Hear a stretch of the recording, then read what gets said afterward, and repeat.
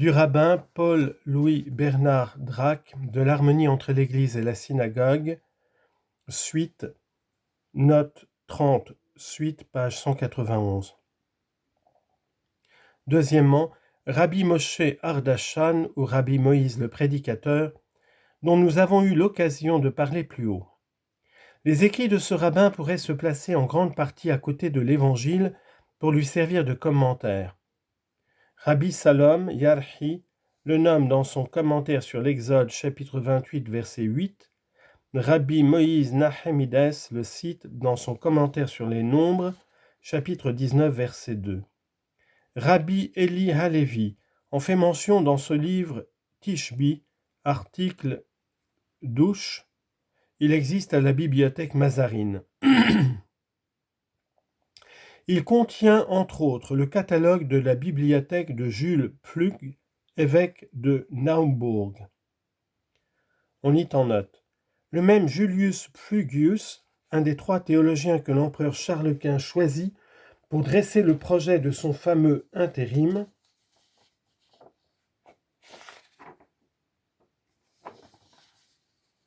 en 1548.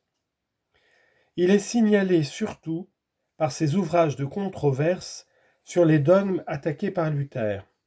Fin de note.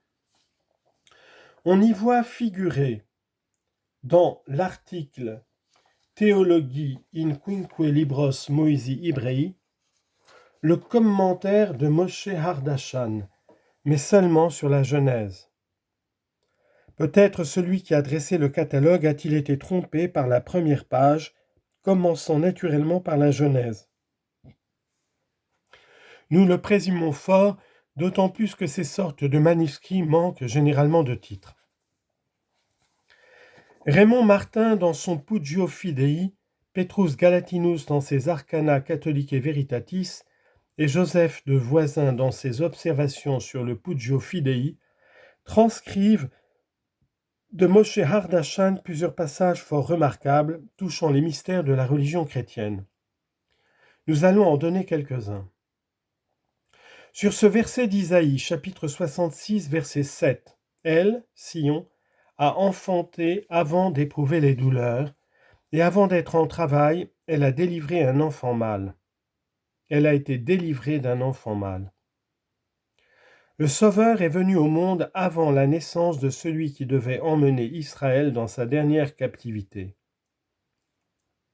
Le Sauveur est donc né avant que l'empereur romain ait emmené les Juifs dans leur dernière captivité. Les rabbins appellent l'état actuel de leur nation depuis sa dispersion définitive Ralut Aharon, Captivitas Ultima. La naissance de Jésus-Christ a précédé celle de Titus qui a détruit Jérusalem et celle d'Adrien qui acheva de disperser les Juifs.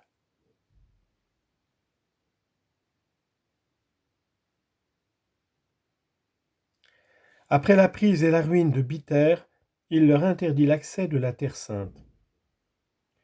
La paraphrase chaldéique de Jonathan ben Uziel confirme la glose de Moshe Hardachan. Voici comment elle rend ce verset d'Isaïe. Avant qu'elle, la ville de Jérusalem, éprouve le malheur, le roi Messie apparaîtra.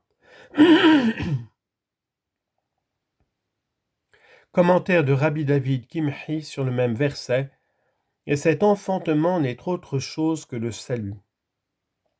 Petit b. Sur ce verset du psaume 85, la vérité germera du sein de la terre et la justice sera visible du haut du ciel.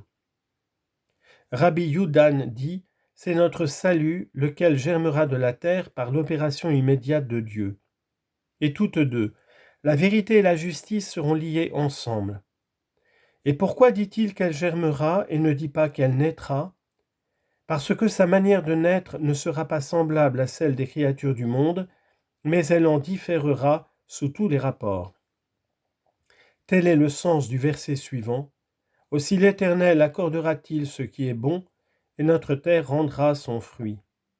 Et à la vérité, il n'y aura personne qui pourra nommer son Père, du Messie, et encore moins le connaître. mais ce sera un mystère pour le peuple jusqu'à ce qu'il vienne le manifester lui-même. Ceci explique parfaitement les versets suivants du psaume 47, où le prophète royal annonce le Dieu incarné et le mystère de la très sainte Trinité. Citation. La terre a donné son fruit, Dieu notre Dieu nous bénit, Dieu nous bénira, et toutes les extrémités de la terre le craindront.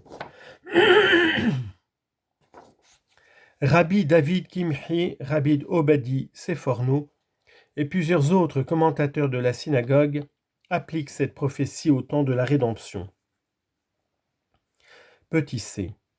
La première partie du verset 25 du psaume 136, si l'on ponctue le troisième mot « la colle », le son qu'adopte notre rabbin, le texte signifie « l'Éternel donne à tous du pain qui est cher ». Natan lahem le chol basar. Voici maintenant son explication. Il est dit en outre une chose notoire, il donne à tous du pain qui est cher.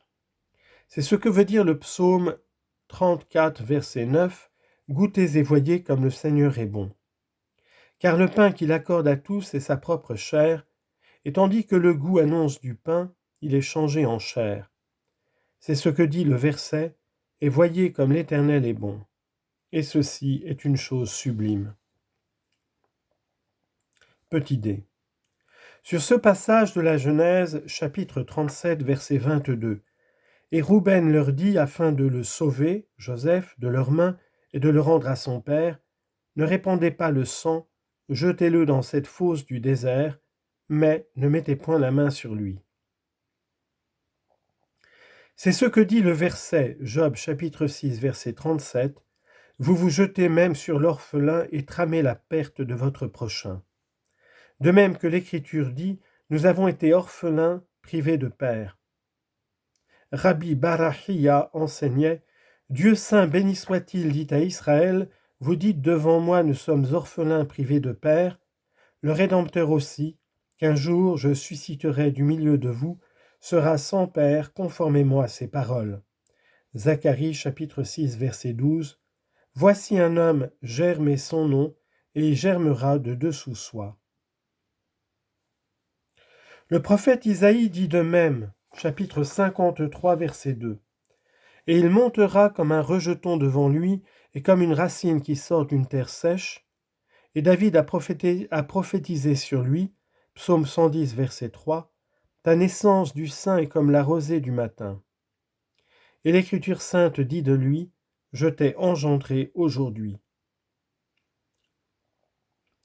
Dans le Pugio Fidei de Raymond Martin, ce texte est rapporté avec quelques variantes qui le différencient d'une autre, mais elles ne changent absolument rien au sens. Les citations suivantes compléteront cette belle exposition de Moshe Hardachan, Talmud de Jérusalem, traité Berachot, chapitre 5, folio 9, verso, comme la rosée dit matin, ainsi dit aussi le prophète, Michée, chapitre 5, verset 6, comme la rosée qui vient de l'Éternel.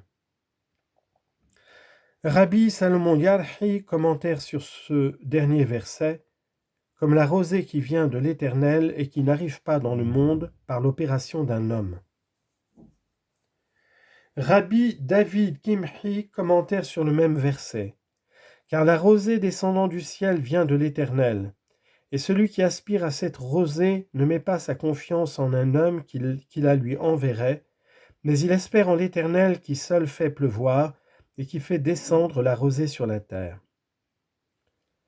Sur ce verset de la Genèse, chapitre 44, verset 20, « Et nous dîmes à mon Seigneur, nous avons un père vieux et un enfant de la vieillesse. » Il est écrit, psaume 30, verset 4, « Qui a comprimé le vent dans ses poings, qui a fixé les limites de la terre, quel est son nom, et quel est le nom de son fils, si tu le sais ?» L'Écriture nous apprend dans la Genèse, chapitre 44, verset 20, que son nom est Père vieux et que le nom de son fils est Enfant de la vieillesse. Nous lisons dans Daniel, chapitre 7, verset 13, que le Fils de l'homme, arrivant avec les nuages du ciel, s'est approché de son Père, l'Ancien des jours. L'Éternel dit au Messie, psaume 2, verset 7, « Tu es mon Fils, je t'ai engendré aujourd'hui. » Aujourd'hui veut dire de toute éternité. C'est ce qui a donné lieu aux rabbins d'appliquer au Messie cette qualification d'enfant de la vieillesse, car s'il est né dans le temps, il est engendré de toute éternité.